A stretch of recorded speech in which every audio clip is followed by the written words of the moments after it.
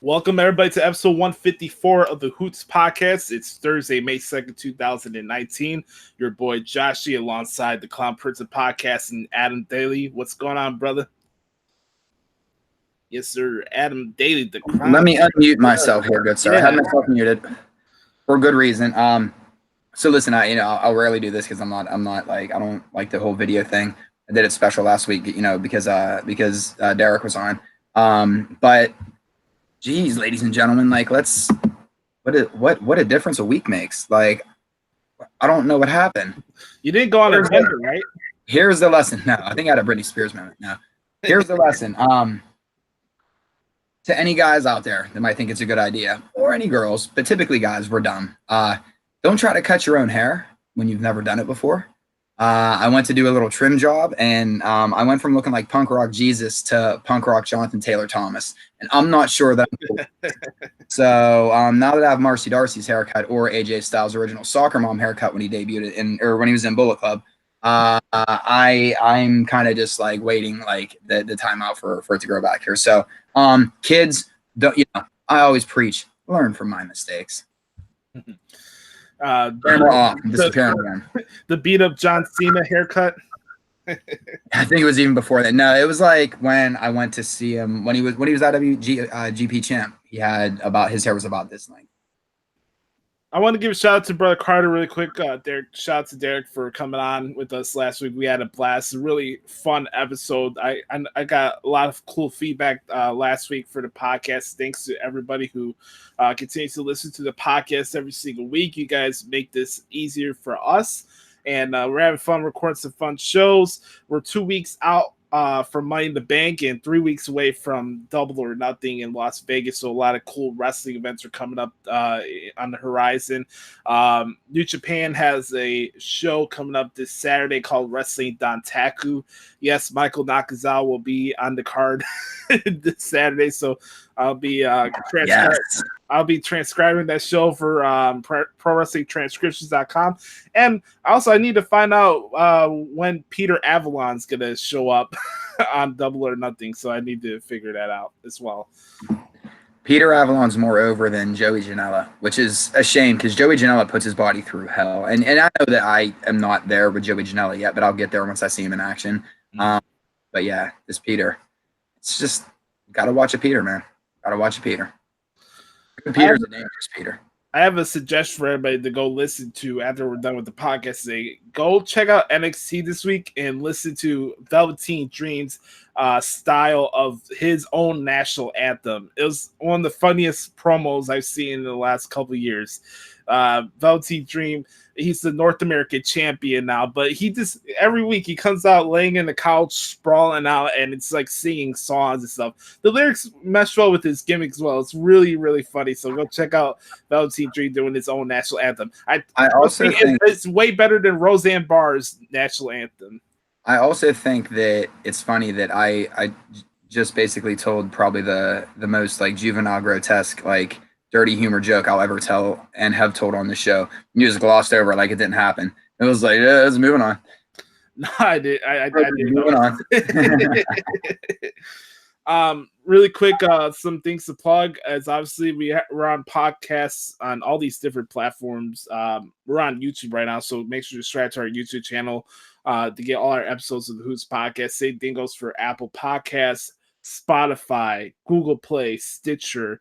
All these different places. And if you want to send us a question, suggestion, or anything like that, please email us at the hootpodcast@gmail.com. I'm going to listen back to this once the show's over. I'm going to be like, damn you, Joshie. How did I miss that? Damn. Yeah, you'll be upset with yourself because it was overkill. It's usually three for rude comedy. Kind of went 5 on you. It was for big.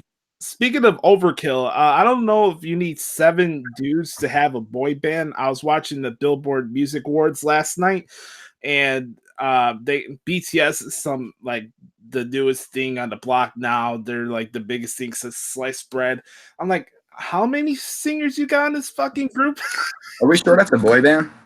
Yeah, BTS. No, I know. Oh no, I unfortunately saw him. Okay, so I gotta watch what I say here so I don't get in trouble. But I just wanted to give them a chance. They were on SNL, and I'm a big SNL mark, so I figured, whatever. They're musical guests. I always give a chance just to see what they're gonna bring to the table. I don't get it. I don't get any of this. I don't get any of this K-pop stuff. I don't get the anime stuff. I don't get any of this weird phase of fantasy taking over. Like I used to hear people always say, Josh, like the problem, which we're going to talk about Endgame a little bit later, but without spoilers, hopefully. But everyone's saying it's dangerous with all these comic book movies coming out. And I was just thinking, shut up, man. Like it's a movie's a movie. We all are starting to become fantasy avatars, though, right? Like, it's insane. BTS isn't a dude. It is not a pot. They're like 7 robots, I promise you, with different hair colors, different paint, different. And eventually, you're going to take over the world. But because we all are so ignorantly just gullible, and no, we're empty in this country, and we're I don't know. It's a weird. I don't know, man. It's a weird time to be alive. I had my anime phase when I was like 6 or 7, but at that time, that's like you should have it. Yeah, like Pokemon and Digimon were like the big thing at the time, and Yu-Gi-Oh cards and stuff like that. I used to collect that stuff. I remember they're making a big deal out of the first Pikachu movie that was in theaters, and everybody's losing their mind. Oh, Mewtwo and all this extra shit. Like I remember that. The new one looked cool. I haven't watched a Pokemon or something like that in 10 years or so. Yeah, the trailer for the live action Pokemon actually looked really good with Ryan Reynolds playing like Pikachu. But yeah, dude, it's like even like at like remember when Gangnam Style was a thing and everybody was all into it?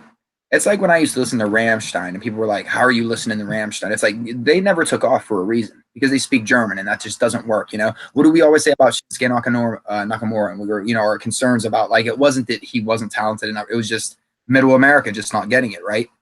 We're so gullible when it comes to like these cheesy thrown together boy bands. Like there's just it's so bad. But all right, quick question before we get to wrestling stuff. Quick answer. What is the one artist that you refuse to listen to and why? I don't know if I haven't. Well, I don't listen to R. Kelly, but I just choose not to. It's not like anything new. I don't know if I necessarily not personally. Like let's say like you're driving somewhere and you have the radio on and you hear certain artists, you just like immediately go to a different station. Like what type of artists or singers that made you do that?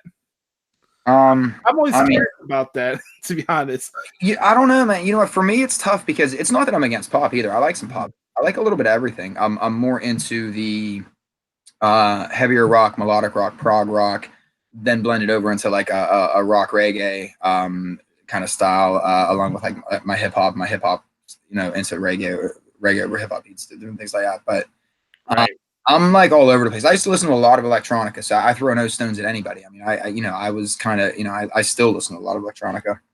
I can't listen to any country.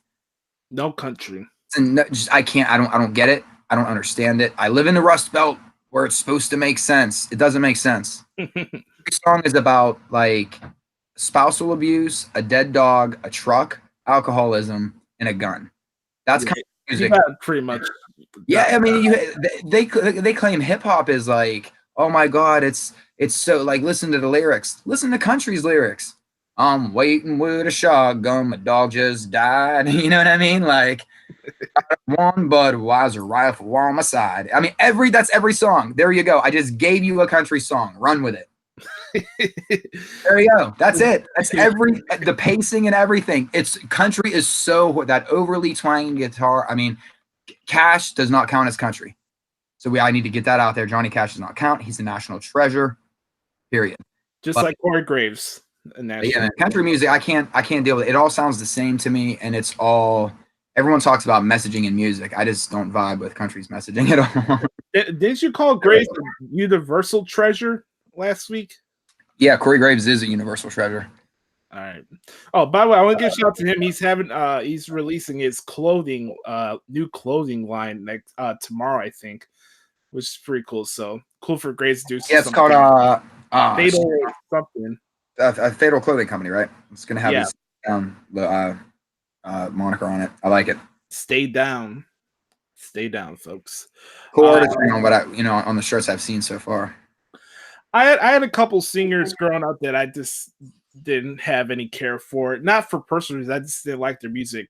Justin Bieber always goes up high in that list for me personally. I was not the Biebs. Who else?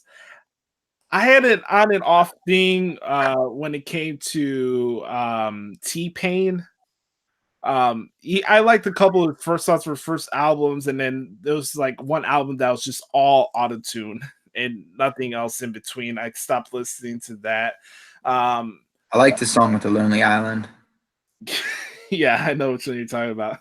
I'm on a boat and it's going good. And then the only other artist I never really got or didn't enjoy was Lady Gaga. I don't know why. Oh, I love Gaga, man. I don't have anything against her person or anything. I just couldn't mess with her music. Actually, I've always, that's surprisingly. I mean, it's not something I know. I really look like a Lady Gaga guy to everyone out there, but no, I've always been real down with her music. I don't know. I'm big into performance art though too. Mm-hmm. You got. We'll add another addition to the people you're comparing to in the beginning. You also got the Jimmy Havoc haircut going on right now too. I guess so. Yeah, I guess here. Let's yeah, I guess I could pass for Havoc a little bit there, huh? He's a lot tougher than crazier than me. We were having. Speaking of Roy Johnson plug of the week, there you go. Big wavy man. I hope to see him on NXT UK again sometime down the road. I really enjoyed watching his matches when they had the first UK tournament on the network. I hope I get to see him wrestle more often because he's really, really good. Anyways, we were having a pretty good conversation about Bad Take Mania before we went on air today. And this week of wrestling, we're in that, I wouldn't call a slow point or anything like that. You're just in the middle of a build towards a pay-per-view. So you're coming off the heels of WrestleMania that literally started the first week of April, and Money in the Bank is not till the third week of May. So we got out like 4 episodes of Raw already since WrestleMania, which is crazy to think about.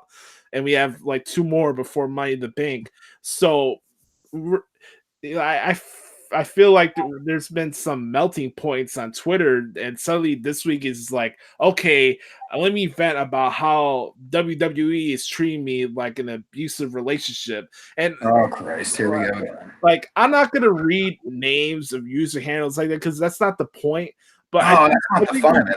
I like the blind. I think there's just a deeper point that I think we need to address, in that to toss out that something with entertainment is make you feel like you're in a toxic relationship. You shouldn't just throw that out loosely, even if you're trying to make it from a comedy standpoint. Like, unless you've ever been in a toxic relationship, abusive relationship, whatever the situation is, I don't think anybody should just be throwing that out like nothing. I don't think that's cool. I don't find that to be funny. I don't find a lot of the bitching fests on Twitter to be funny. They're not original. They're not genuine. I don't find myself chuckling. You get some gems here and there. Remember, I told you about the internet making the meme of Batista showing up on SmackDown with red glasses and blue glasses on Raw, like stuff like that. That's funny. The BTE stuff on YouTube is funny. You get funny gifs, especially there's been some gifs and memes with the Firefly Funhouse so far, which I've been digging so far. But it's so good. It's a good Becky gift going around that says go make me a sandwich. It's so good. That's so disrespectful, and it is. It's the worst thing that you could say to a woman is bitch, go make me a sandwich. And for, quote unquote, the man Becky Lynch to like totally flip, like she is the most amazing double champion that there ever was. I think Lacey's been holding her own too. Absolutely. Mm-hmm. Remember when Nia Jax and what was it, Nia Jax and Alexa Bliss were having their Twitter beef or something? Yeah, that really blended reality with fiction there. But and about like, you know, comparing like wrestling, you know, I actually said this, dude, years ago. Is you know, as a joke, it was a part of like this long joke that like I did. It was on your show or one of the shows that like just is a joke, being like, hey guys, if this is you are in a toxic relationship, stop watching, you know. And the whole thing was just supposed to be a joke, and the intent was for it to sound ridiculous because it's ridiculous that wrestling can make you feel that way. Now that people are actually using that as an excuse, you know what I mean? Like that's actually like people have conjured up that as a valid reason to knock something. Right. You're a very flawed person to do so. I mean, I'm a very flawed person. We all are, you know. But I'm certainly probably flawed for, you know, telling the joke half of it in the first place. But when you seriously, you know, say that as a joke, admitting, I'm in, you again, you have no idea. You have no, especially if you're just some single dude that's living in a basement somewhere, like you have no idea. And there are a lot of people now at the same time, you know, I do think that I'm not, if you want to knock the product and, you know, whatever, but I just think that's one that is a little is there's so many other things that you can go to the well with. Why keep going back to that? You know?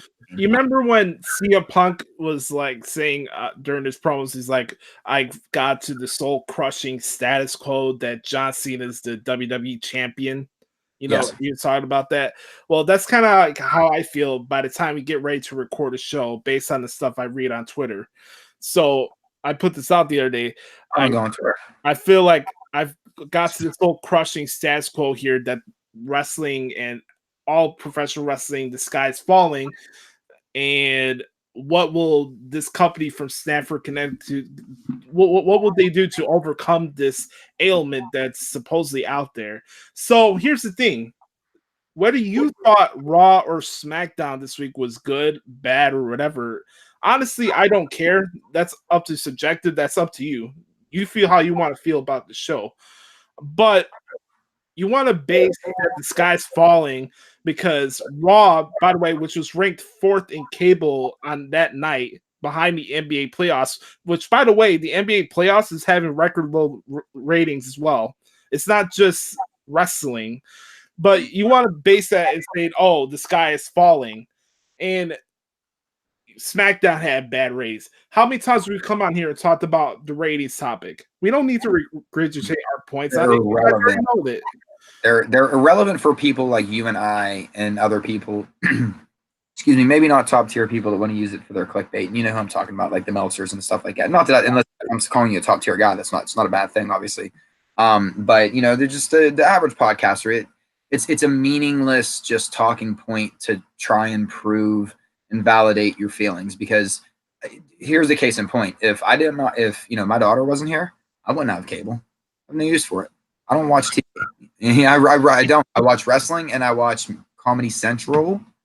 You know what I mean? It's you know, it's really not that hard. And I think a lot of people are like that now, especially the generation when you factor in who your largest consumer typically is, even though your target age is younger, your quote unquote heavy social media user, they're using Hulu. I mean, they're not paying for. So it's funny, all the people that either don't watch it or watch it through Hulu or watch it like myself on DVR, you know, later in the night or after the fact and fast forward through commercials. Thus, it doesn't count as a view, even if I did have a Nielsen box. What does it matter? Right. It does not matter.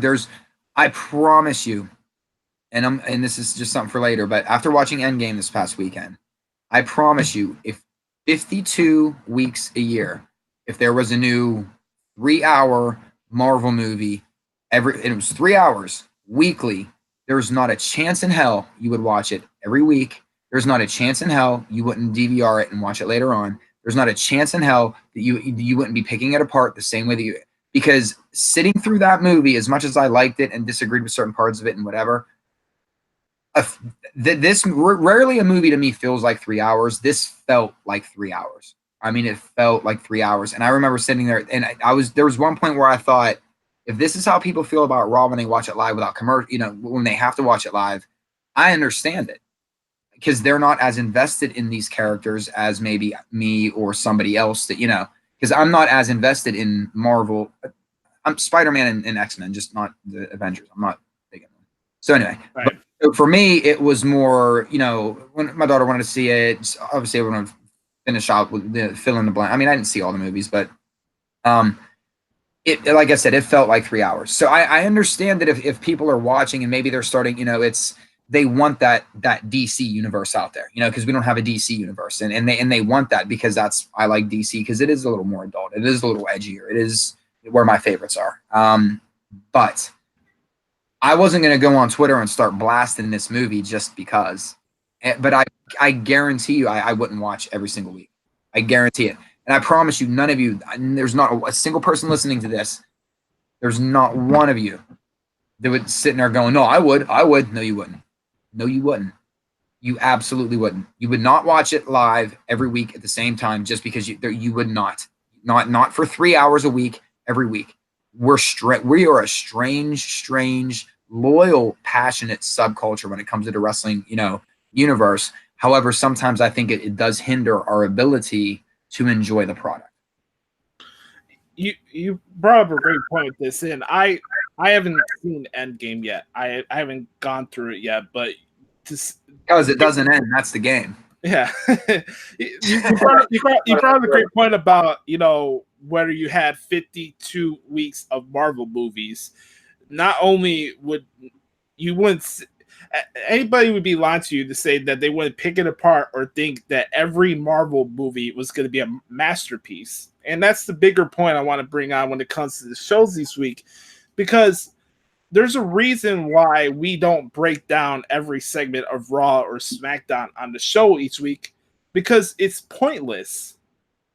Pick out the important stuff that is very pertinent to what the show is and go from there. If you have something that's that important to you that you feel like you need to vent about a certain feud, go ahead, knock your socks off.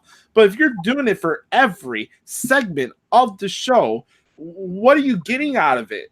You're watching these shows each week. We get repetitive matches. You have talking segments. We know the format of Raw television shows since 1998. We've been watching this for almost 20 years already with this format of Raw television. Now it's 3 hours. We know how the things go.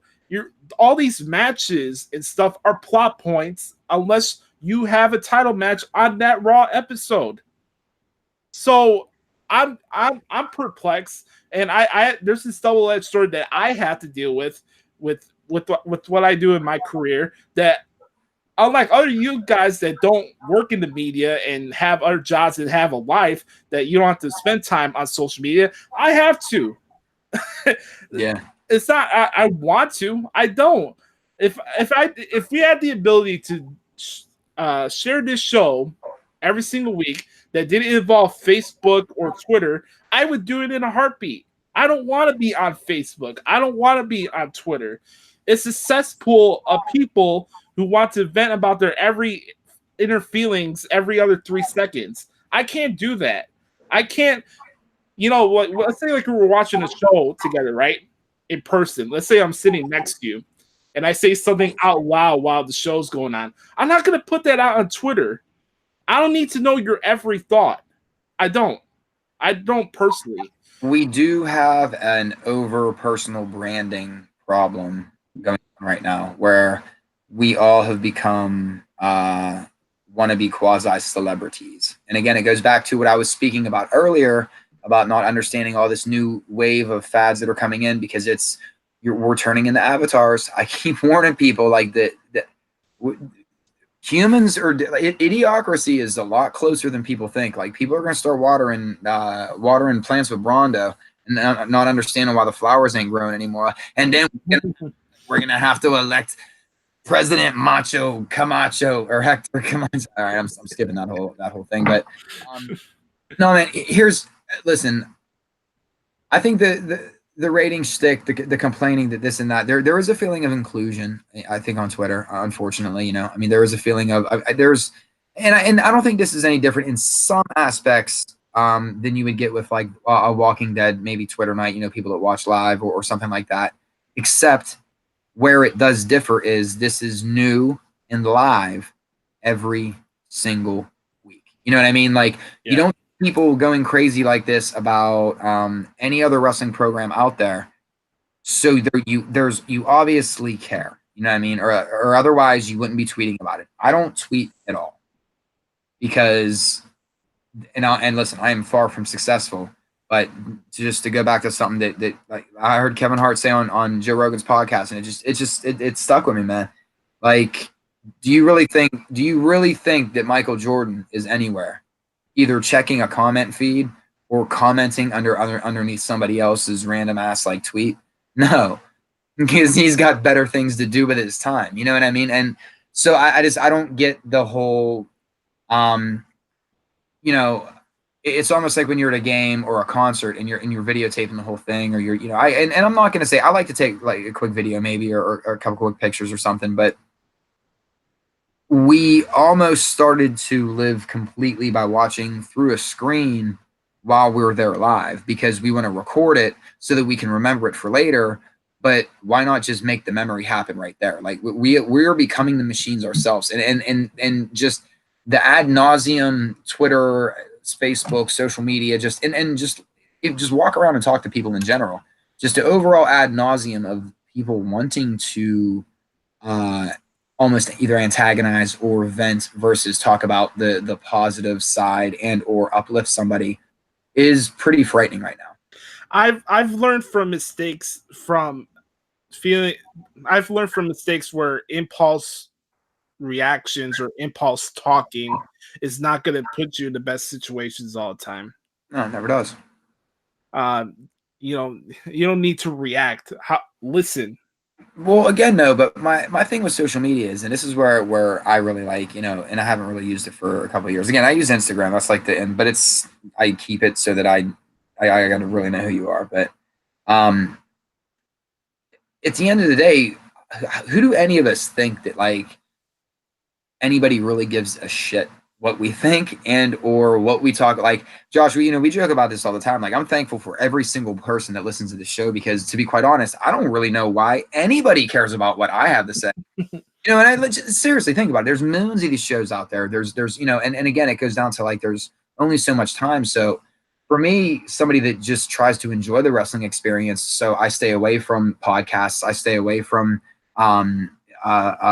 dirt sheets. I stay away from social media. Just because I just hate. I hate because there always got to be that one guy. Kevin Hart's this too. There's always got to be that one guy that has to be like, nah, it sucked. And then, well, why? How did it suck? It just sucked.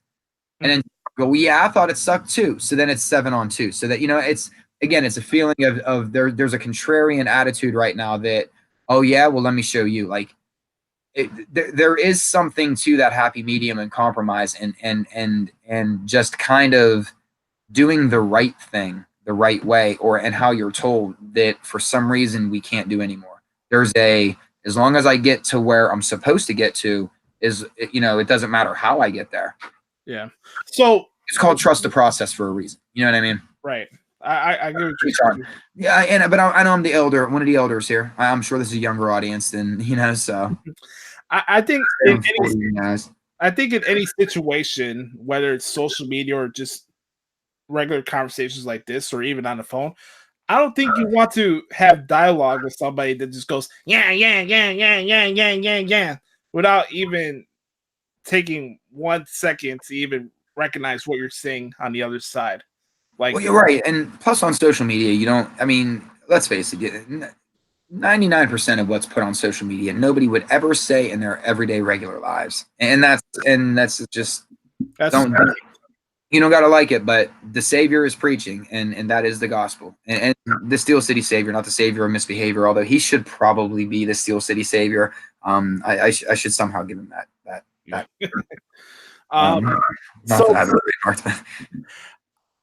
While trying to take a grasp of Bad Take Mania this week, I'm trying to figure out why, because I just found it very random that this week that everybody wanted to go on soapboxes and that we're barely 2 weeks out from the Superstar Shakeup and WrestleMania, and now you have people who do shows like this basically saying, I'm not gonna lie, I've been losing my interest. I don't know. AEW's coming around and WWE needs to step up their game.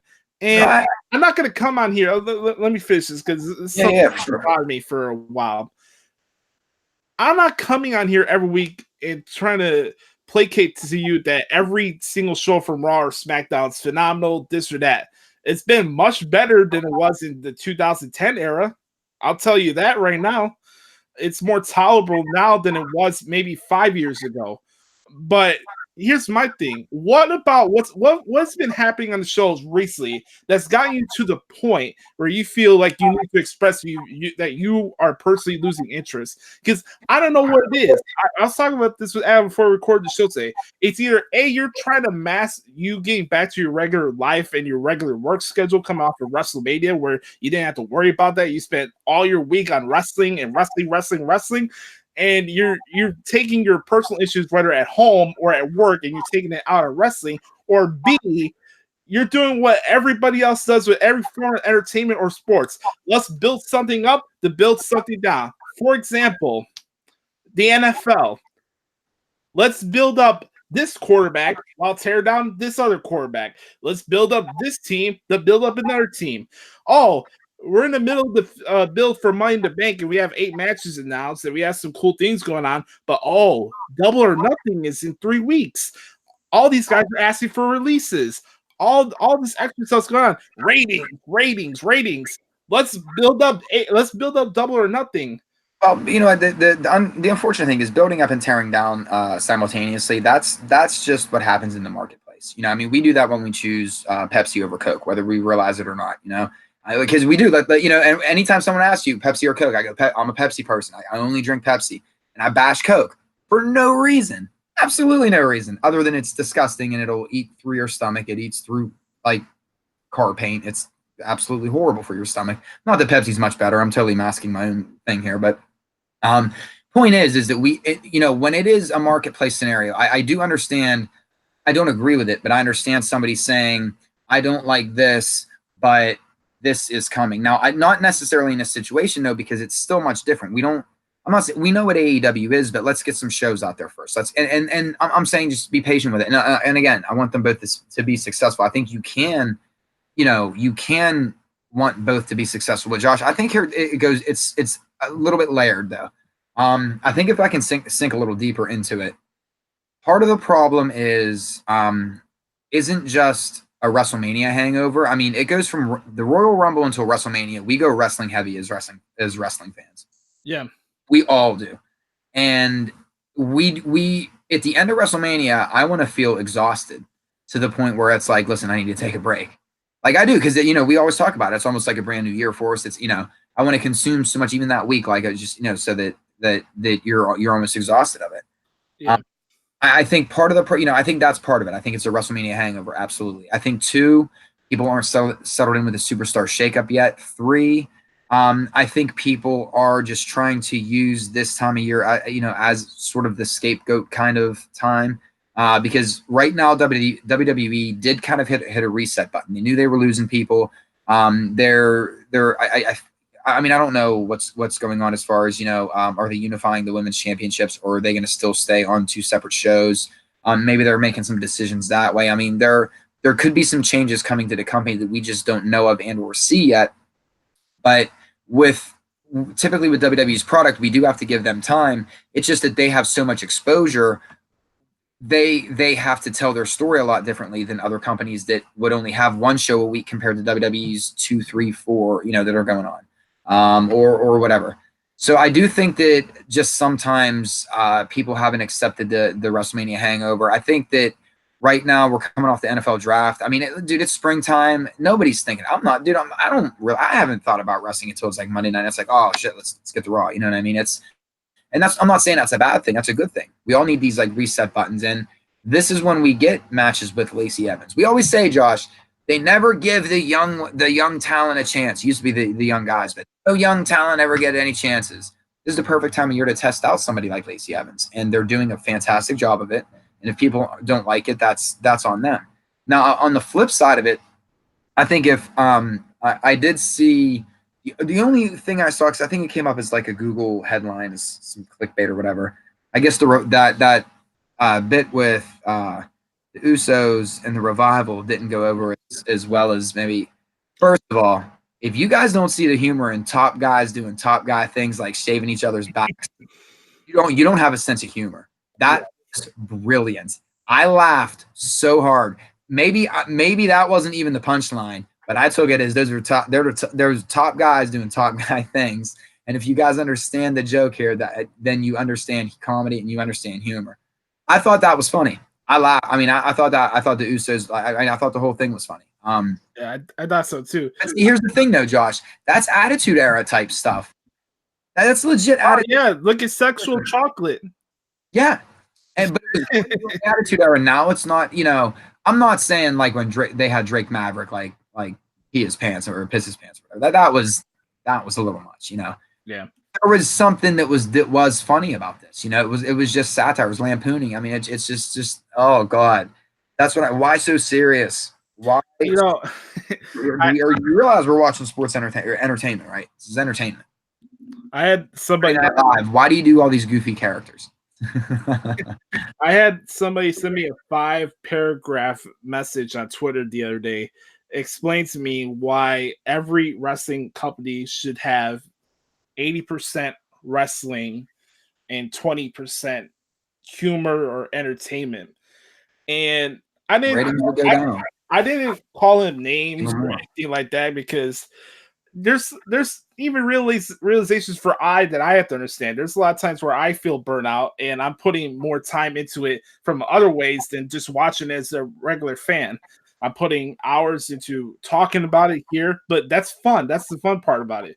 I spend hours typing out a show that I already watched the next day, Ultimately, I was going to say just real quick, then I'll let you finish your point here, not to pull Kanye, but ultimately, there is no match without the story.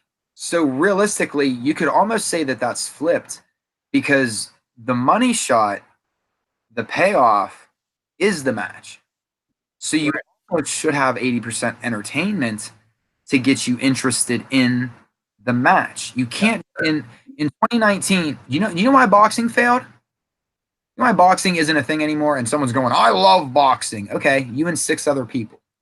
But you know why boxing isn't, and the only time boxing's good is when they have somebody like a McGregor who's, well, Jesus Christ, he's UFC, a Mayweather or somebody, they have to be loud, they have to be brash, they have to have attitude, because it's boring. It's just straight up boring. Do you know why UFC has adopted these quote unquote like storylines into whether they want to pretend that they're there or not? It's a formula that works. Say you don't want storyline, or you don't want this, you don't want that. 3 hours of Raw, 2 hours of SmackDown, an hour of 205 Live, an hour of NXT. You need more story than match. Yes. Otherwise, you're going to get tired of the moves. You're going to get tired of the move sets. You're going to get tired of the sequences they do, because there is a pattern and a rhythm. And it'd be like watching a live show. I promise you, if you watched a live show every day for an entire month, you'd be so tired of seeing. You'd be like, well, live shows suck. No, you just watch the same damn thing for a month straight. That's all. Right. Don't get me wrong. I enjoy covering and watching other wrestling companies, but are there times that I wish there was something different than 6 tag matches on a New Japan show where there's no promos? Yeah, you get a vignette for your main event matches, but that's the wrestling they present. I understand that. I'm not gonna throw a pissy fit about it. I wish there was some different balance. I wish there was women in New Japan Pro Wrestling, I know Ring of Honor tries to do more things from promo stunts, like Marty Scurll, and they tape their promos in advance of their television tapings, and I think that's cool. Mm-hmm. But it's like you're saying earlier, it gets to a point where while you're just trying to enjoy the shows for what it is, that minutia of nonsensical negativity wears you down as a fan. Like, I don't get enjoyment out of going on Twitter when a wrestling goes on, or when a wrestling show's going on. I automatically feel that I'm going to be annoyed by something that I read by the moment I press that app. And think about that. You would think I would want, as big of a wrestling fan as I would want to interact with people just like me, folks like you that listen to the show each week. You think we'd be on pins and needles to talk about something about wrestling that we love, because so many years we had people look down on us and like, why would you watch wrestling? Well, you know that stuff's fake, right? How many times have you been looked down for being wrestling fans? Yeah, we tear each other down every chance we can, because we we there's a certain collection of people who feel that every wrestling company needs to be presented like the NWA, just wrestling and nothing else. Every wrestling show has to be the same. Every company has to be booked and presented the same way. And I think that's bullshit. Yeah, well, that I was. Opinion, but I'm not gonna go on these fucking soapboxes. It's just annoying because it's taking my enjoyment from being a fan. I don't enjoy going on social media for wrestling purposes. I don't. Right. Well, yeah, that's why I just stay with. And listen, I don't think there's anything wrong with if people wanted like an 80-20 like wrestling versus, I think, listen, there's nothing wrong with that. Okay, I understand that. That's not my point. I want variety, and everybody's talking about, oh, we need competition more than ever now. But here's the thing: you want competition, yet you want every show to be the same. That was going to be my point, Josh. And thank you. It's people being only interested in what they deem to be in their mind, quote unquote, wrestling. And I don't like the term wrestling. It drives me nuts. But I feel like the more and more I hear people constantly complain about, it would be better if this, or it would be better. Again, and I hate to keep, this is something else that's ad nauseum. You do not understand what WWE is, was, or ever is going to be. It's always been kids first. We just got duped in the Attitude Era for a couple years, and now we think it's always going to be like that. The unfortunate thing is they just struck gold at the right time in a ratings war, ended up winning the ratings war, and there was just a moment in time, lightning in a bottle, never happened like that again. They had to go back. The WWE formula has always been entertainment first. Always been entertainment first. I'm not saying it, it has to be that way, but when it comes to WWE, again, it should be, in my opinion, I would say it should be 80% storyline. And I don't think I'm the only one. I think Chris Jericho just did, and I know, oh, well, Jericho said it must be gospel. No, but you know what? He's a guy that without the storyline side of things does not become undisputed champion. He is not a 9-time Intercontinental. Is he 10 now? I'm gonna mess up my own stats. No, he's a 10. A 7-time world champion. These things don't happen without storylines. CM Punk, people always want to mark out about him, right? There we go. It doesn't happen without and guess what, guys? And here's Edge, but we could keep going on and on and on. But here's the kicker, Josh. Here's the one that gets them. Here's the one that nobody wants to hear. If you only wanted matches, if you really wanted that 80% matches, because those are the guys you want to be in there, then you just admitted that you want Roman Reigns in the main event all the time. Because if you just want matches, whether you want to admit it or not, he is absolutely top 5 in that company when it comes to ring work. So if you want to go with that 80-20 formula wrestling-wise, be prepared for a whole lot of Roman right down your throat. And there's another guy out there I could add to that, and his name is Baron Corbin. Absolutely. Absolutely. All right, let's switch on to something different. Let's talk about Moxley. This video package dropped Tuesday night as I was getting ready to close the tattoo shop. I guess that was Tuesday was the night that his contract officially expired. So he's going with Jon Moxley. You can follow him on Twitter now, which is cool. I don't know if he's going to be doing more tweets or whatever, but there's just the big scuttlebutt about what this is, where this thing's going to go. You know how the typical thing goes when it comes to things like that. Just anticipation, which is good. I like buzz. Just a couple quick observations from my view from just watching the package, not the extra stuff. I thought it was cool. I knew he was gonna add some type of bleeding element just to cater to what Jon Moxley was before he came to WWE. So I thought that was cool with the whole barbed wire and escaping jail and this and that. Whatever symbolism he was trying to tell, I didn't get all of it. I don't think we had to get all of it. I think that could come in due time. If he has more videos like this that's coming out, I think that'd be cool. But I liked it. Jon Moxley obviously has his portion of fans that loved him before he even became Dean Ambrose, and I think that's cool. And he's tapping into what he wants to do, and I think that's cool. So I enjoyed it. What did you think about it? All right. So, okay, so two things. If there was a wrestling promo recently, or like vignette or whatever, that in a long time that I've like related to, this is the one. Like, this gave me chills when I saw this. I took it as him breaking out of an asylum, escaping the hounds, and finally getting back to himself. That's how I interpreted it. I mean, obviously, we're all going to have different things. It's going to be, it is what it is. As wrestling fans, we always look too deep into things. It's probably just guard dogs. It's a prison, however you want to look at it. I don't even think it's a shot at WWE. I don't think he, I don't know, who knows, but I don't think it would be a bad blood type of scenario. It seems like he parted on pretty good terms. So this is more, to get people like us talking about it on podcasts, because we're all idiots and we fall for it hook, line, and sinker. But I will say this, man.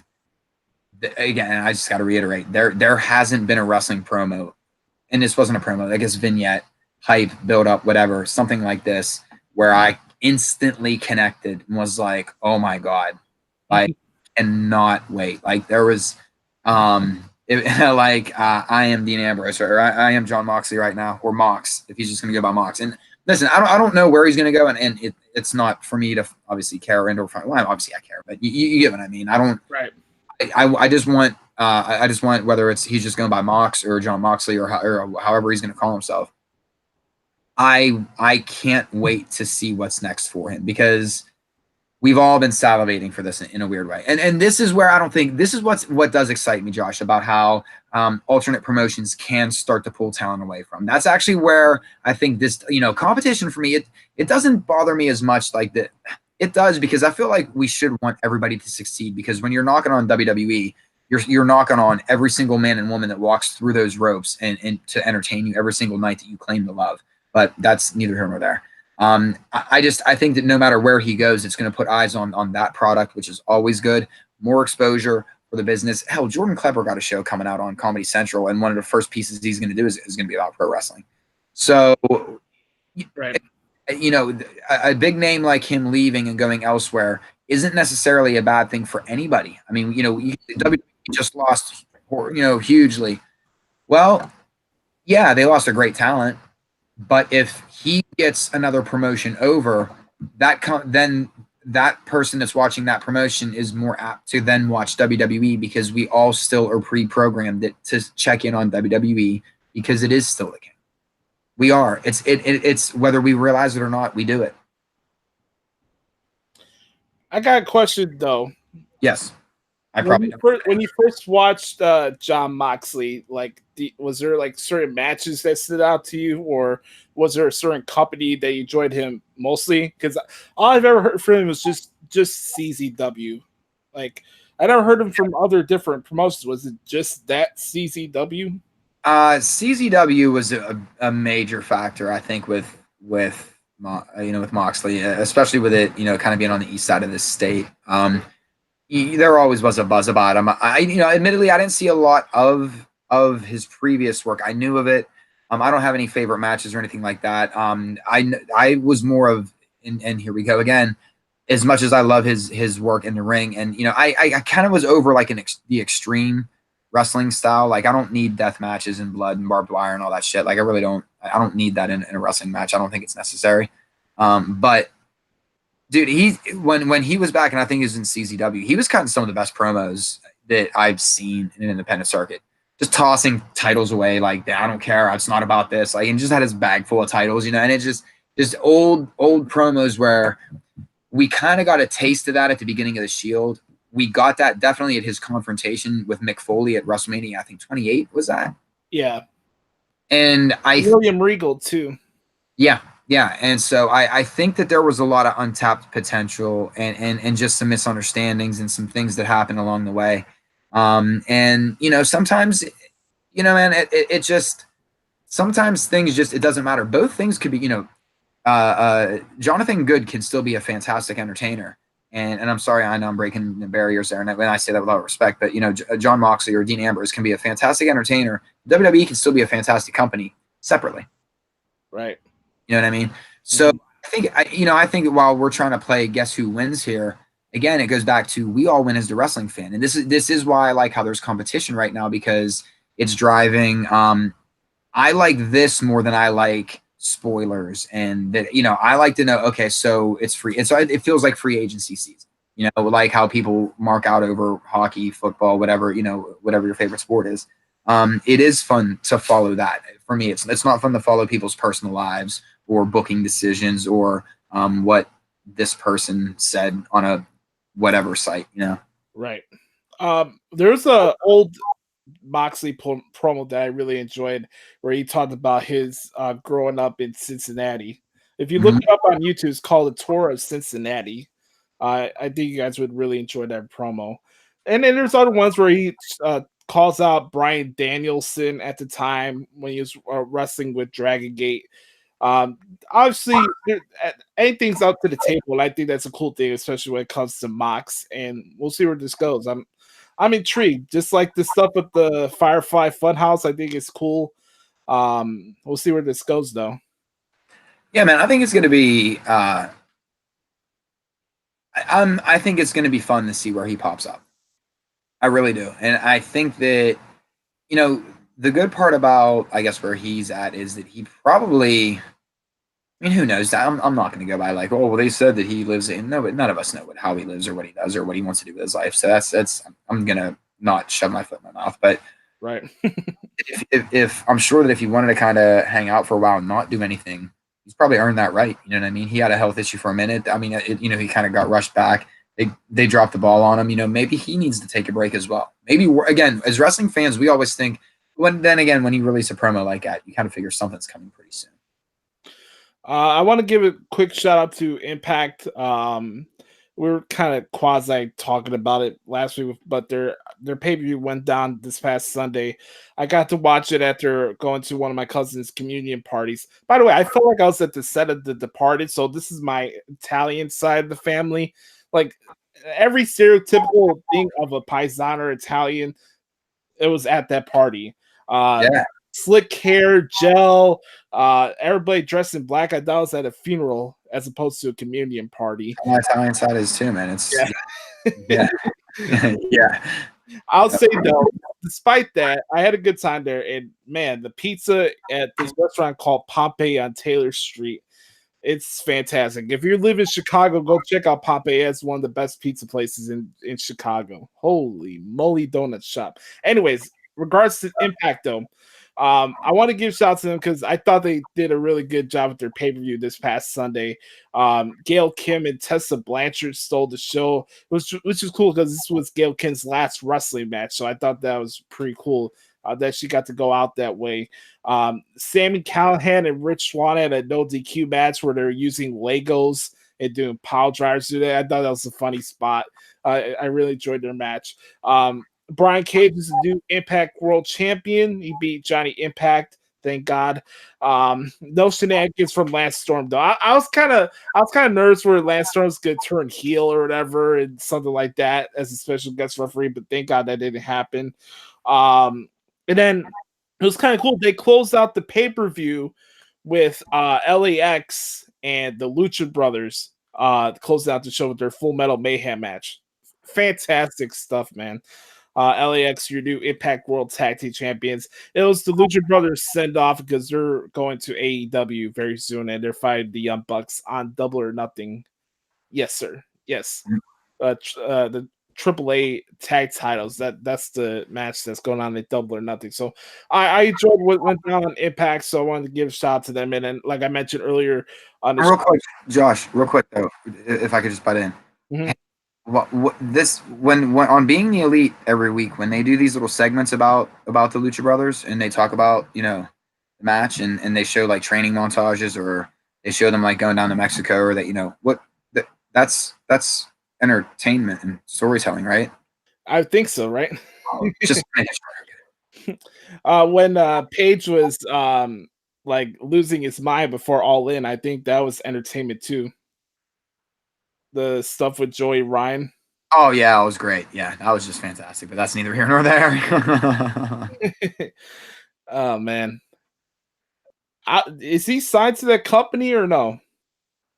Not that I know of. I don't think it's official, and I don't think. I don't think he is. I don't know. I just find it interesting. Sometimes they signed Kong, but I don't think. I don't know. I don't think that's real. I think.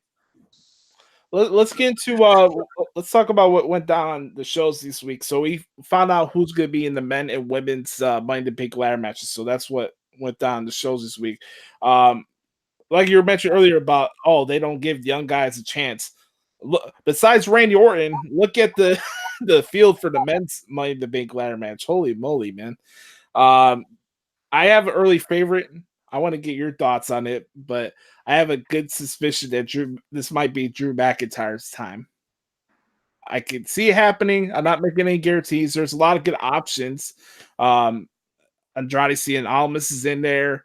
Ricochet's in there.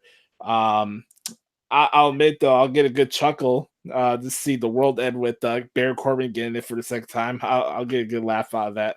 It makes sense. Braun Strowman was in there because he won it last year. But and then also on the women's side, you got Carmella, Ember Moon, Bailey, and who's the fourth one? Anyways, Alexa Bliss, Dana Brooke, Natalia, and Naomi. Oh yeah, Naomi's in there as well. I like Naomi being in there. Yeah, that's a good slot there. So I like the feels for the Money in the Bank match. Where's Ruby? You're not gonna have a big ladder match without Carmella. Mella is money. Yeah, but where's Ruby at in this? That's my only. And I'll listen, just like everybody else. I mean, I'm gonna have somebody that I feel that should be in there that isn't, and I think that's a fair critique of, you know, that's a fun one to do. Mm-hmm. Do you feel like they're putting Dana Brooke in now? Because like there's always been times where you have gimmick matches and you find something like, really, you're gonna have the Great Khali in there, and then they take him out last minute. Do you think that's the case here? I don't know. I mean, that's one way they can go. I don't know. I think the SmackDown side just, to me, looks so much more intriguing. Like I like the women they picked on the SmackDown side versus the Raw side. I like Naomi. I like Naomi in there because I wouldn't mind seeing her take the briefcase home. I'm really big on her Ember Moon this year. I don't know why. Oh, Joshie, what are you doing?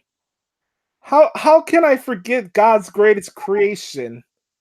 Oh yeah, Mandy Rose. Yeah. Oh no, and that makes I forgot about Mandy being in there too. So, yeah, man, my intellectual savior Corey Graves would be disappointed in me.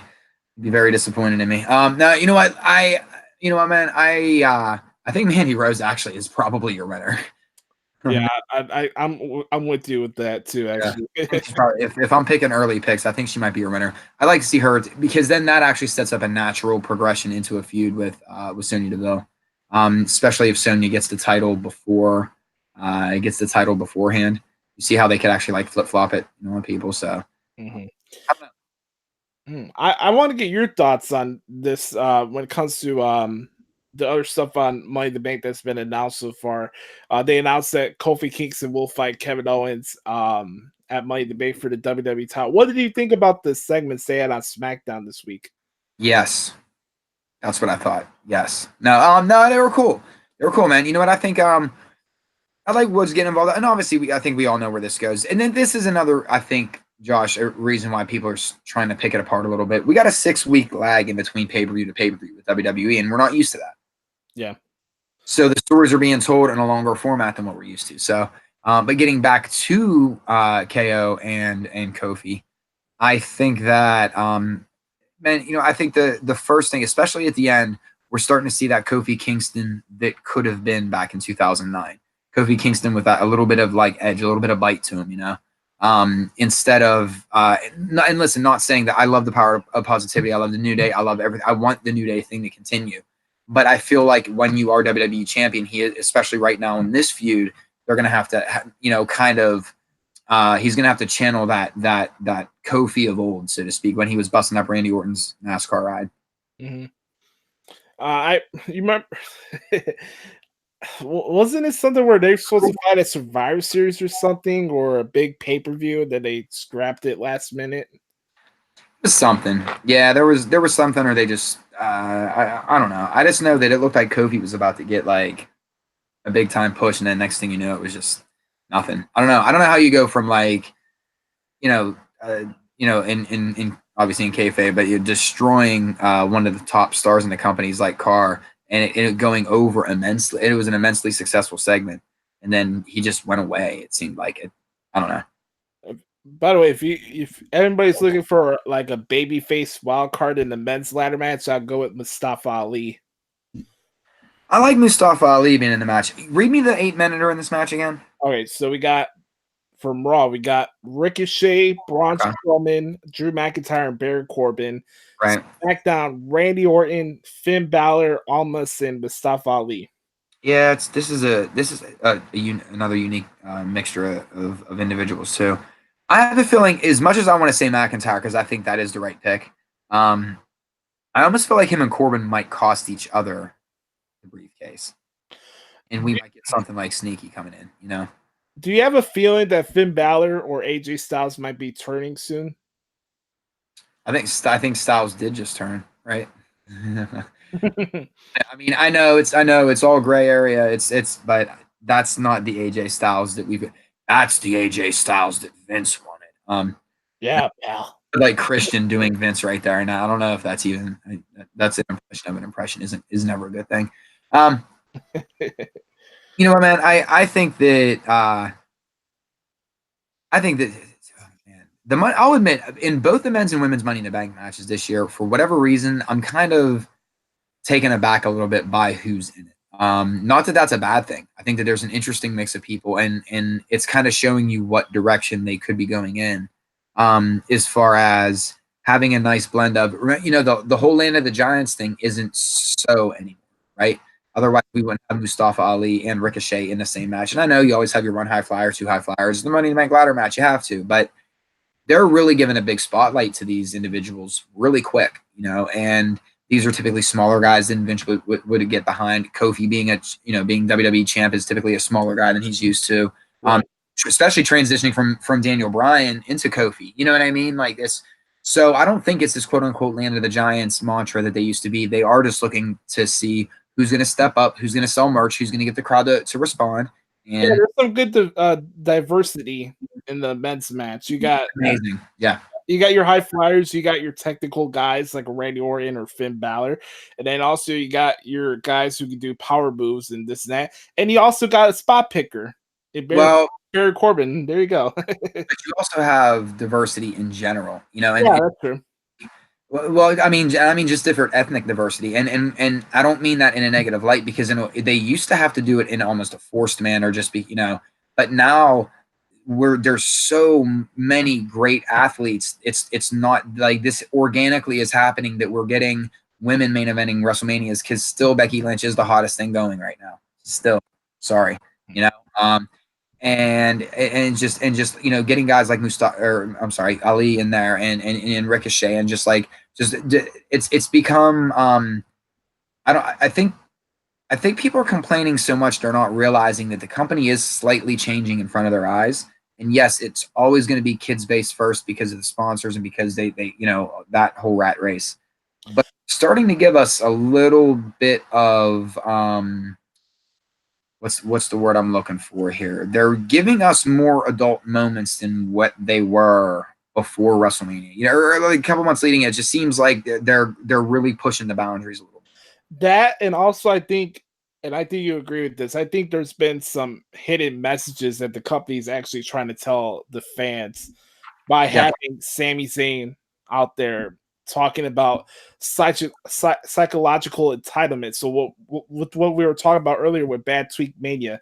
So if you see anybody going on a soapbox about wrestling, just look at what Sami Zayn talked about on Raw this Monday, or even look at what Shane McMahon's doing right now.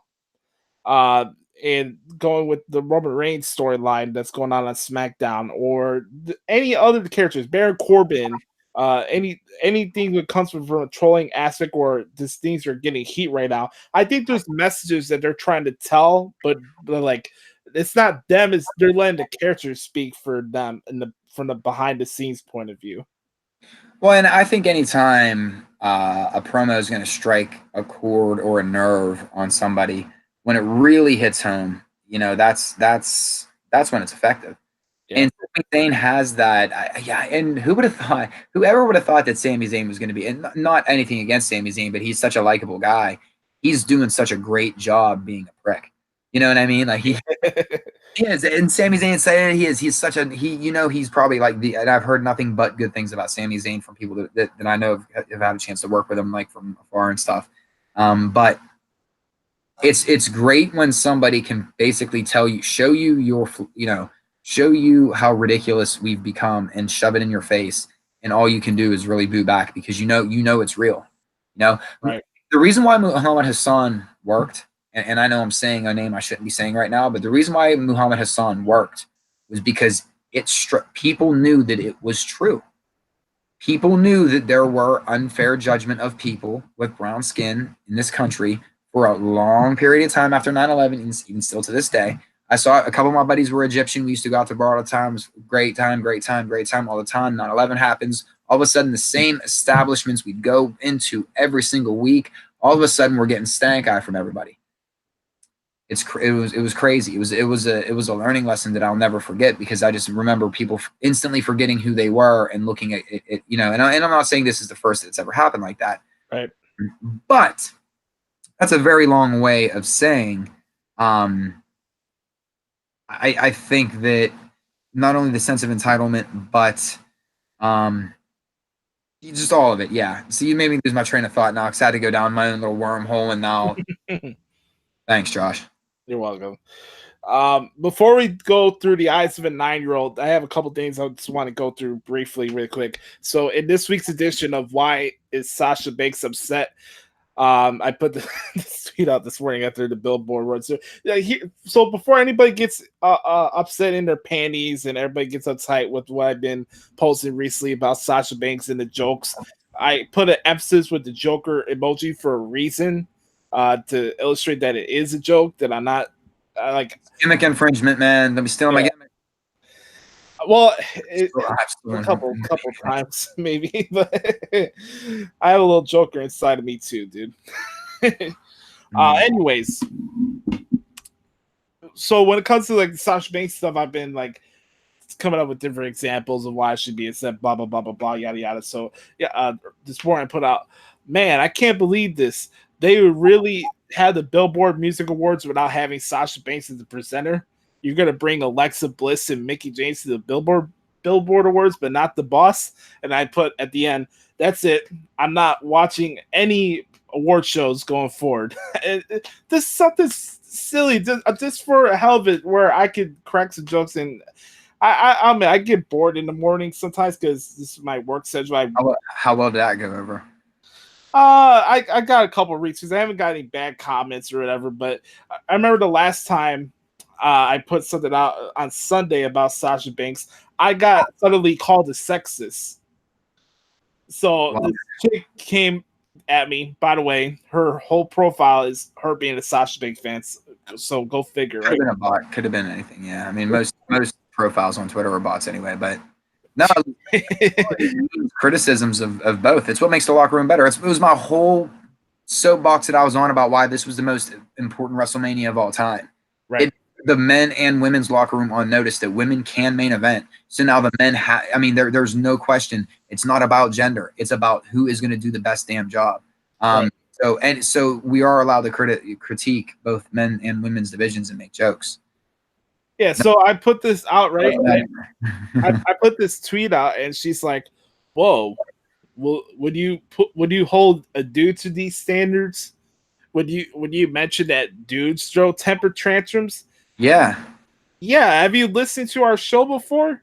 How many times have I said if you're a wrestler out there and you're really that bogged down by your win loss record, you need to get over yourself. I've said that 100 times. I'm not gonna only point out when Sasha Banks throws temper tantrums. You know how much I used to not cry back? How does that Poor dude. how does that make me sexist though?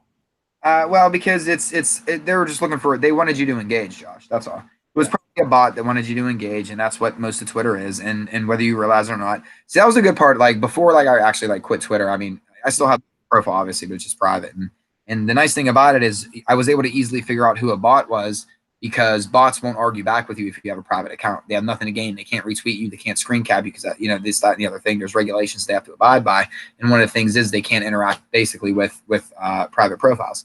So once I learned that, I knew what accounts were bot accounts and what accounts were just shit accounts and whatever. But to make a real long story short, no, Josh, it was just because they were all in their emotions, and either A, had to get their point across because that's nothing better to do, or B, you were just being trolled, and because that's what fun is now. Yeah.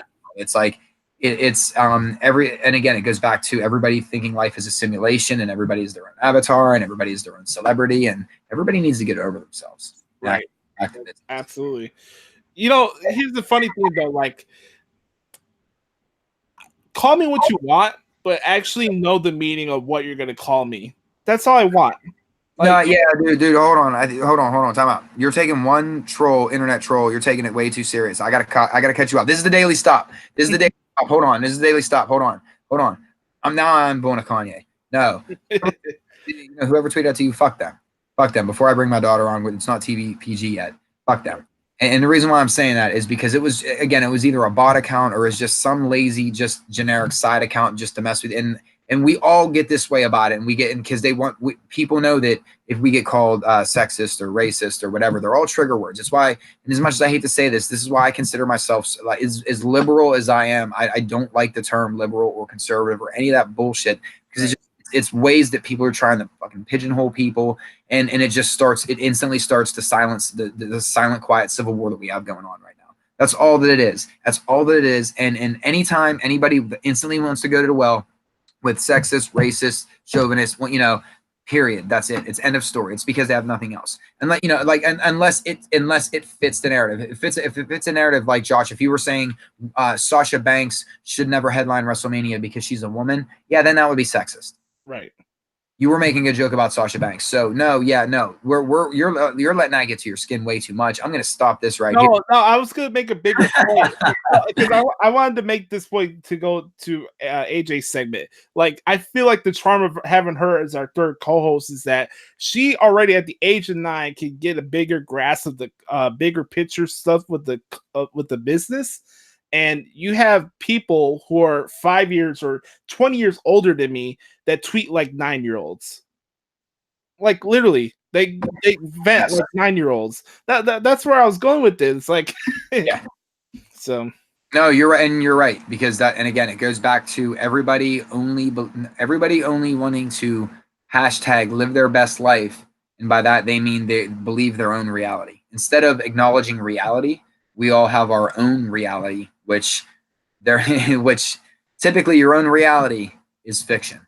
Yeah. I mean, some people lose grasp with reality, especially those who let people, I don't know, 5 or 10 years younger than lead their life, but that's neither here or there. It's a weird world, man.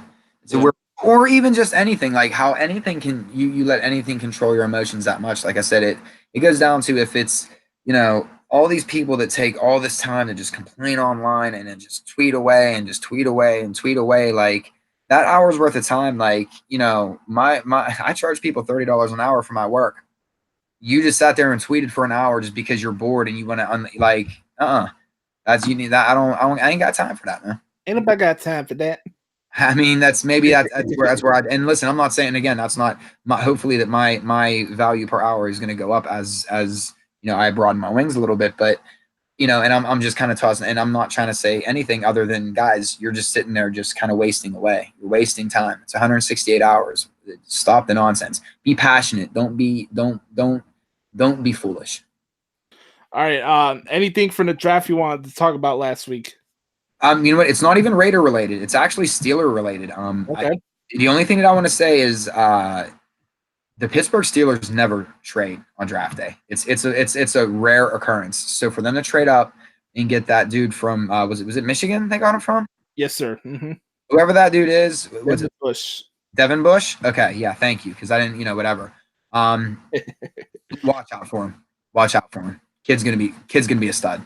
And I'm only saying that because there's a reason why the Steelers they see something, they know their system, and when they know that there's a certain type, the last time they traded up, I believe, was to get Troy Polamalu. Not gonna start putting anybody in anybody's shoes, but yeah. What I'm saying is that the Steelers are very strategic when it comes to that. So I think that's actually the draft pick that the stadium is a mile and a half, 2 miles from my house, so that's probably part of the reason why I'll be keeping a close eye on him. But two, I can see Russia from my house. No, I just think when a team does that, it means something. But that and the Raiders filled a lot of needs there. I didn't realize we picked up like Vontaze Burfict and what's his name from Kansas City. Like, dude, now I see why we went straight corner and running back because Beast Mode retired and stuff. So that's my draft stuff. Raiders did well. Steelers, I think, did really well for themselves. There you go. I think they got Ahmad Brooks or something like that too on the Raiders. Like the Raiders, I don't even know. I don't know.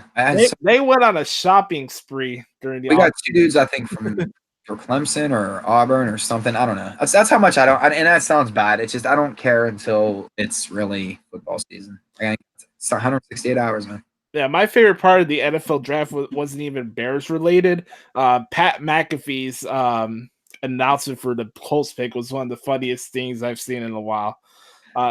You gotta watch it. It's 2 minutes long. It's funny, dude. You get a kick out of it. Can we agree that it's a little like we're starting to get to the point where just the first round of the first round? Let me try this again. The first round of the NFL draft is a little. It's a little much now. Like we talk about WrestleMania being over the top, but yeah, all the pyro, all the it's a little much. It kind of, I don't know. Yeah, and by the way, for the television networks, you don't need to treat the NFL draft like you're producing a live radio show. You don't need 5-minute commercial breaks for the draft. That's ridiculous. There's no reason why you need 5-minute commercial breaks after every single draft pick. And not only that, unless it's like some big name guy from college, they'll spend like 3 minutes on that guy. But for all the other teams in the NFL, you're just rushing. Boom, boom, boom. Did we get a dude named Slevin or Slovin or Slevlin or something? I don't know. Our first pick got a weird first name. I'm going to look it up now. A-Rod's probably. Farrell. What's that? Cleveland Farrell. Cleveland, that's it. Cleveland. I was like, yo, we took a dude named Cleveland? Oh, I'm going to have fun with this one. Dylan. Cleveland. Yeah, there, boy. All right, man. Going to your point earlier, you were saying about the Steelers making that trade. There's always sports organizations, like you're saying, that they have a certain knack for certain positions that they want, and if they find that guy, it's like boom, you'll get it. It happens with every sports team. It's a good move on our part, man. Real good move. So like it was, big ups to the Steelers on that one. Mm-hmm. I do have a little one here. I do have the eyes of the 9-year-old here, and surprisingly, Josh, this week she has something she wants to bring to the table and talk about. So without further, we don't even have to ask the question this week. So without further ado, AJ, welcome. Hello. Welcome. So I am a big comic book fan with the DC universe. You're just heading straight into it. Yeah, go ahead. Yes. SmackDown, I made a joke that the two people that who was it? I forget who was in the tag match, but yeah, I forget who was in the tag match, but it was the SmackDown Women's Tag match, whatever. Was it Asuka? Yeah. Yes. I made a joke that it was Poison Ivy and Cheetah from the DC universe. And what happened 2 minutes later? Corey Graves made a comment about Who is that? Poison Ivy's cousin? Sumac?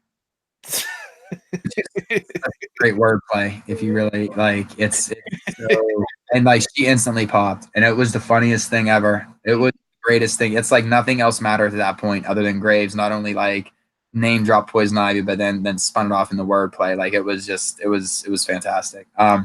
Literally, that Poison Ivy looking type character is basically all my 2K19 Poison Ivy characters.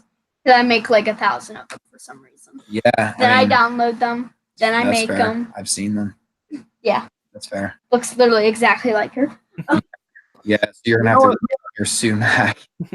Since I got both of you guys here now, I think it'd be the cool part where this is the part of the week where we talk about the Firefly Funhouse. I don't know how many episodes they'll do with this, but since we have AJ here, like, what did you guys think about this week's episode for the Firefly Funhouse? Well, good thing that we do it during this segment because it is a PG version of the show, Firefly. Right. Mm-hmm. So I really like it how he's doing a painting, and then the bunny for some reason wakes up the big witch. I do think the big witch is Sister Abigail, though. I definitely think that's the big witch. I mean, sure. Yeah, that's the house that Sister Abigail got burnt down in, right? When Randy Orton set the, but my side of it is that, I kind of kept referencing that they're blending kind of like Blue's Clues and Pee-wee's Playhouse together. I kept saying, no, it's Blue's Clues, but you had a word of the day. And what was that word? Sociopath. Indeed. Character has so much potential, man. Like so much potential to be so great. I really, really, really hope people give time. I really hope people give this some time. You guys noticed that it was his voice in the background, right? With Sister Abigail. Oh yeah, just with like a voice, like a voice changer or something like that. I really dig it, like especially towards the end where his tone went deeper when he's like, "Let me in." Mm-hmm. Like he wasn't as jubilant this week. It's cool, like you were saying. This character has so much potential that I hope this continues on for even a couple more months, even before he goes back in the ring or whatever. I don't know where this thing's going. Like, first, will he has the burnt compound? Will he draw a picture of the family? Will he have like frames of his family members on the wall next time? I don't know. It's a lot of things you could do with it. And it's almost like, and again, a favorite series of mine I'm going to bring up. It's almost like Dexter.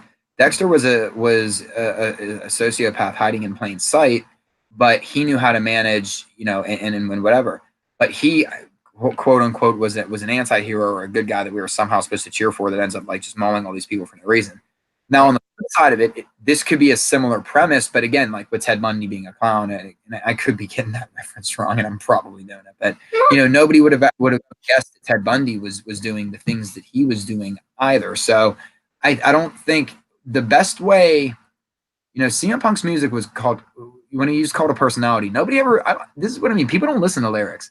Cult of Personality, it's a dangerous thing, and I think that's the one thing that Bray Wyatt has always understood, and why his character's been so maybe difficult to write for, because I at times think that maybe he understands the vibe and gets it more than the writers who can put it in and frame it into a TV PG way. Right. Speaking of PG, what did you guys what do you guys feel about the Iconics on commentary this week on SmackDown? I thought it was hilarious. I think we might have skipped through it real quick. No, that was during the match with Asuka and Kairi Sane. Yeah, then I had to listen to like the whole Poison Ivy reference for like 15 minutes afterwards. So it was just commentary. Well, not only the Poison Ivy reference, but they were burying Byron Saxton the entire time, and Grace got some good digs on there as well. Oh, I think okay. Wait, we did watch. Yeah, we did watch a little bit of it. Okay. Now listen, what did you think then? I liked it. I thought they were real fun commentary. Okay, so let me ask you this, AJ. What do you want or what would you like to see? It's not. That's such a weird. That's such a weird like Markish like podcast way of saying. What do you want out of it? Out of WWE? What's your feelings? Yeah. Like with Bray Wyatt's little the Funhouse thing and everything. What do you hope happens with it? Like what kind of character do you want it to be? Versus like how they're showing it right now. Do you want him to be like some crazy like split personality guy, or do you want him to just go back to like being? Well, he said he's not going to go back to being Dark Bray Wyatt, but how do you want it to play out? Well, the whole point of this entire thing is that they're repackaging him, or repackaging his character. I'm sorry, kids. Repackaging his character means he's changing his character. I don't think you have to explain that to anyone. We appreciate that you're explaining the vernacular. You never You're know a mark. what kids are You're watching. such a mark. So I just have to say that for other little kids that don't have to. Adam, it's okay. There's dudes older than me that act like kids still. She's such a mark. Okay.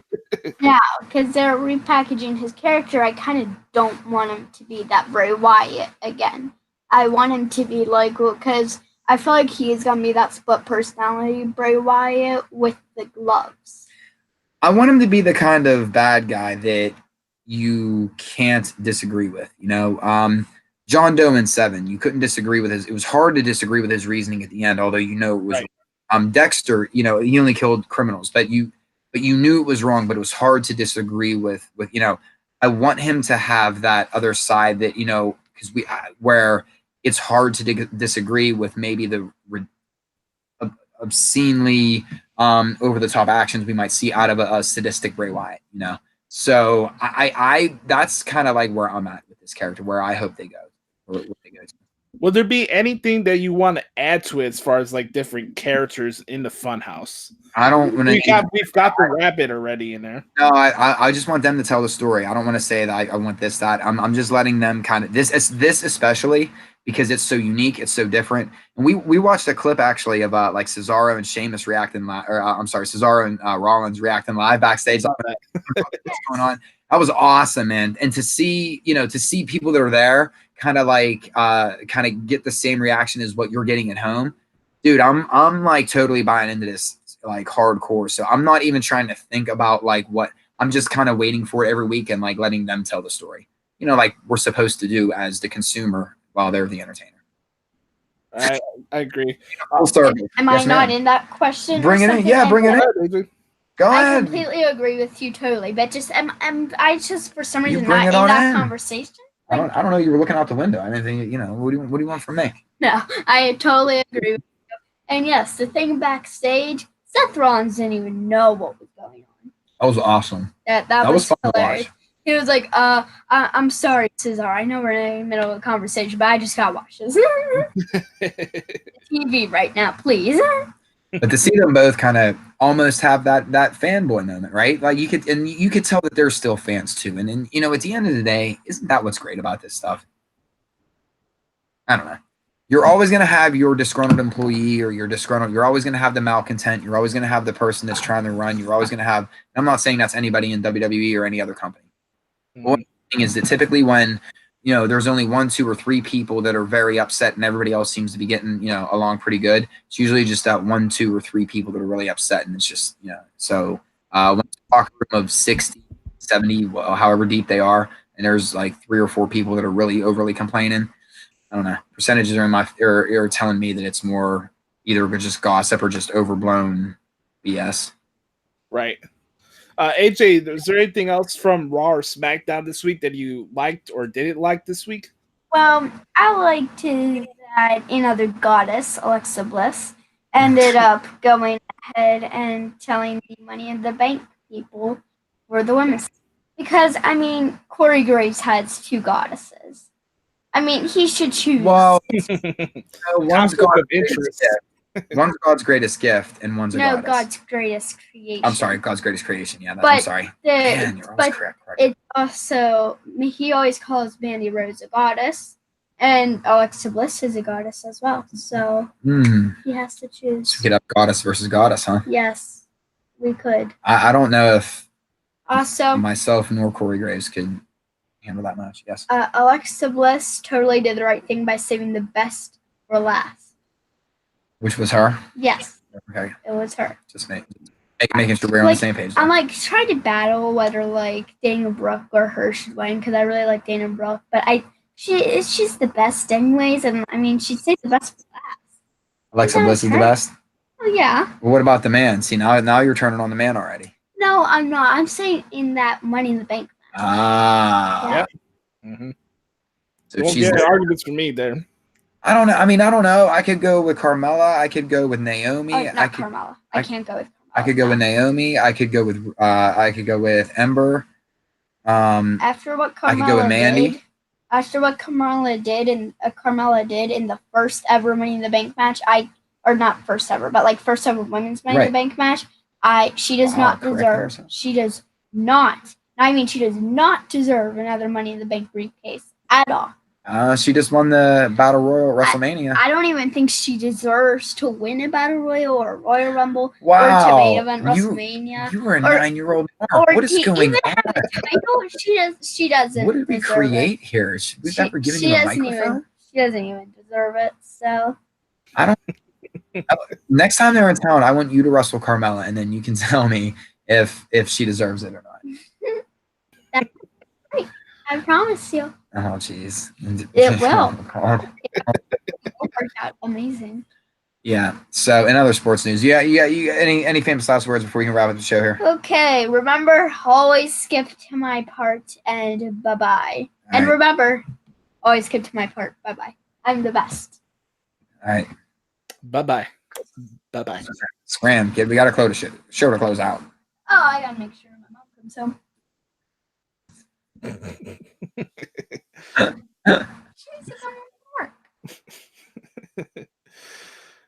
Oh Lord. Yeah, right. Ladies and gentlemen, AJ Daley. Give a round of applause for one of a kind. Oh my. You gotta have RVD's music in the background. One of a kind. Yeah, right. All right. Before we put a ribbon on this bad boy, Adam, I know you wanted to talk about Gotham's finale from last week. Yeah. It ended exactly like I said it should have ended from when they started the show. The last scene should have always, and I'm not going to give anything away, but the last scene was exactly what it should have been. They couldn't have, and I know some people said that they jumped around. There was, I do my, and this is, and again, here we go. I mean, this is me being a Mark and a fan and stuff, but I think maybe they could have given it, 20 more minutes, so it could have been a 90-minute episode. Mm-hmm. But all of that aside, I do think that they did everything to make it right. Even when Jay or Jack or Jim or whatever Jeremiah wanted to, didn't really he was kind of foggy on what he wanted to be called. When he took Echo out and he said, oh, my Echo no longer my Echo. But I suppose there are other fish in the sea. I mean, that's ripped straight from Death of the Family. Not verbatim. I mean, it's much more gruesome, but that's where she was never Harley Quinn. Where all these people that are saying this character was this character with this character with this character, no, she wasn't. She was just and I'm glad that Gotham finally hit upon the point that there's always been multiple Harley Quinns. If there's never been just one Harley Quinn, there's only one Dr. Harleen Quinzel. That's when when she's in those stories. But in stories where it's just Harley Quinn, you don't know that it's Harleen Quinzel. You don't. There's been multiple Harleys. It's something that they touched upon in Death of the Family. So yeah, multiple dimensions. Yeah, absolutely. So I'm glad Gotham kind of actually tied a bow on it that way. I loved, listen, Joker's always better alone.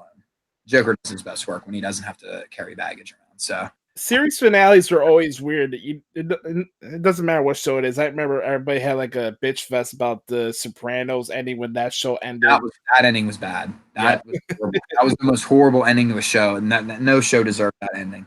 I agree with you, but like as far as this one, did you get everything you wanted out of it? You put a lot of years into this show, man. Yeah, well, it was only 5 seasons, but no, this was the ending that it should have been. Absolutely, 110%. Like I've been saying it since the beginning. Like if this is the Batman prequel, like this is him becoming Batman. It's they're not even allowed to say the Batman or Batman. Yeah, like the way this show should end is you finally see him in full cowl, cape, everything. Like, just that's the first time you should see him is when the show ends, because it is a prequel to the actual Batman saga that then would unfold from 1940 on. So yeah, and it ended in, there was a lot of moments I maybe shouldn't have popped for, but when Joker kind of, or Jay or whatever, he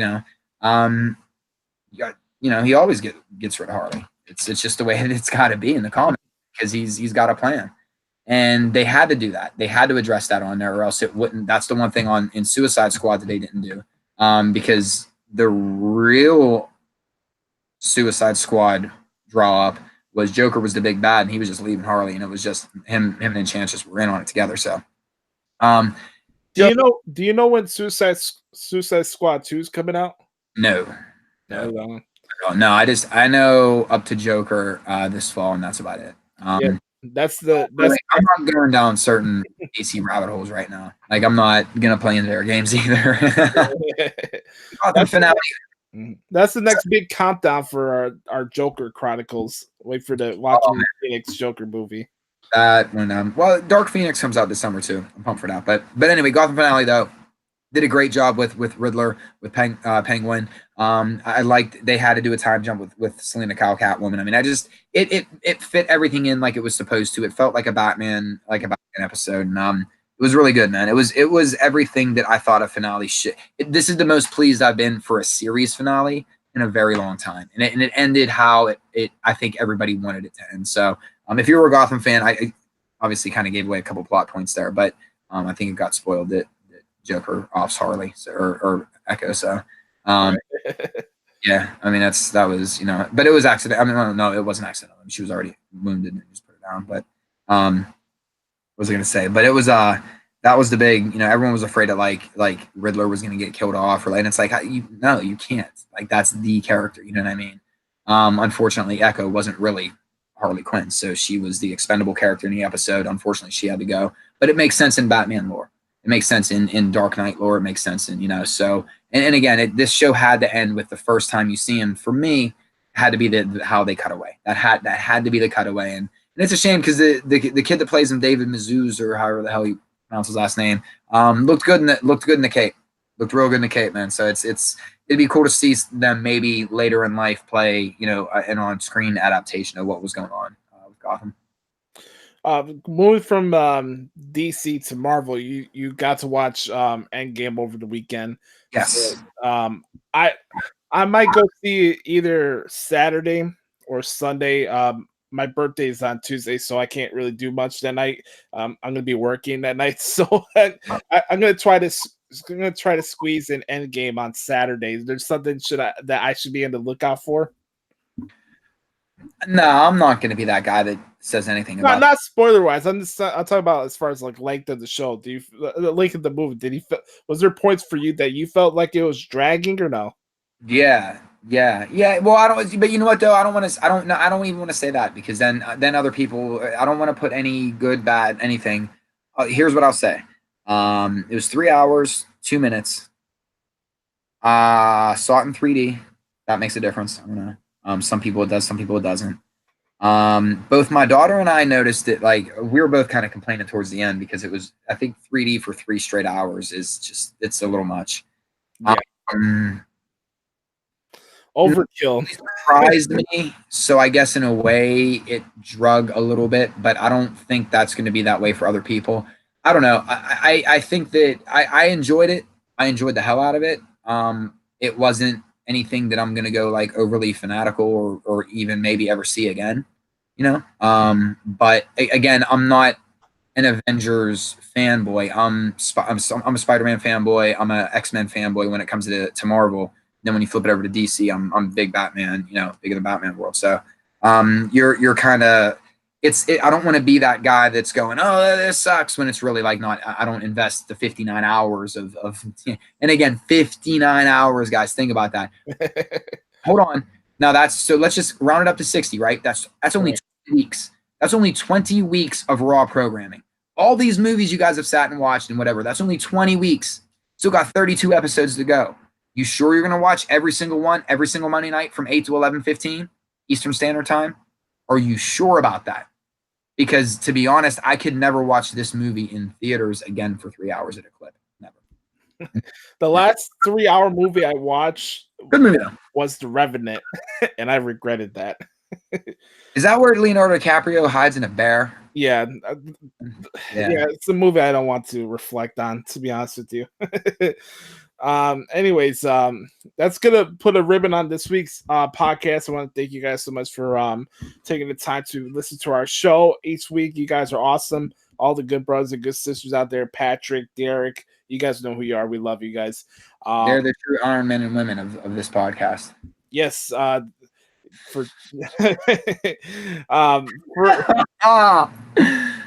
got me.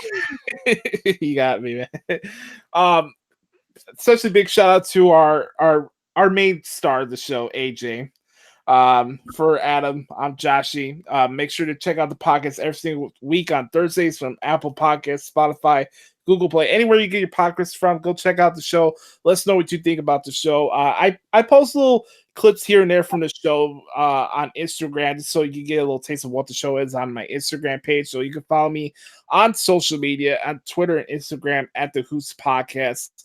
And make sure to go check out ProWrestlingTranscriptions.com as well. So for Adam, for AJ, I'm Joshie. Thank you guys so much for checking out episode 154 of the Hoots Podcast. Enjoy your weekend, everybody, and we'll talk to you guys next week. Peace.